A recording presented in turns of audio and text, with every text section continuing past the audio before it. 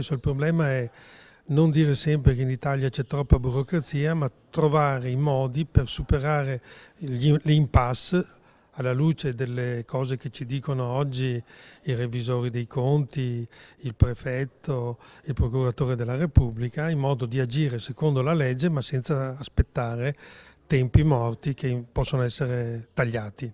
L'appello arriva dal mondo della medicina padovano. Nell'aula magna dell'università il nuovo polo ospedaliero di Padova Est viene analizzato sotto la lente di ingrandimento di medici, giuristi e mondo politico. Dopo una discussione durata decenni, i tempi di realizzazione devono essere veloci.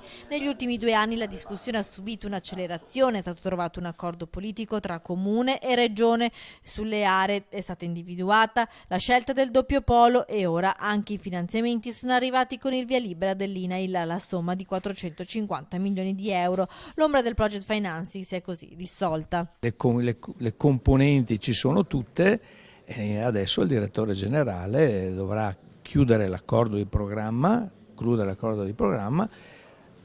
accettare, se lo ritiene, la proposta dell'INAIL e poi partirà con la gara d'appalto per cercare il progettista, il progetto, prima definitivo poi esecutivo e via. I tempi della burocrazia vanno ridotti perché il nuovo Policlinico di Padova è un'opera che i pazienti di tutto il Veneto attendono. È una struttura a cui guardano anche sanitari e ricercatori per migliorare le cure, per far progredire scienza e innovazione, per mantenere così l'eccellenza padovana in ambito medico. Un ospedale del futuro. È un ospedale che deve adattarsi, non potendo poi avere a disposizione altri 15 anni per costruire un ospedale, che possa adattarsi in maniera assolutamente veloce e ergonomica a tutta l'innovazione tecnologica che nei prossimi anni sarà la chiave di volta dell'assistenza ai pazienti.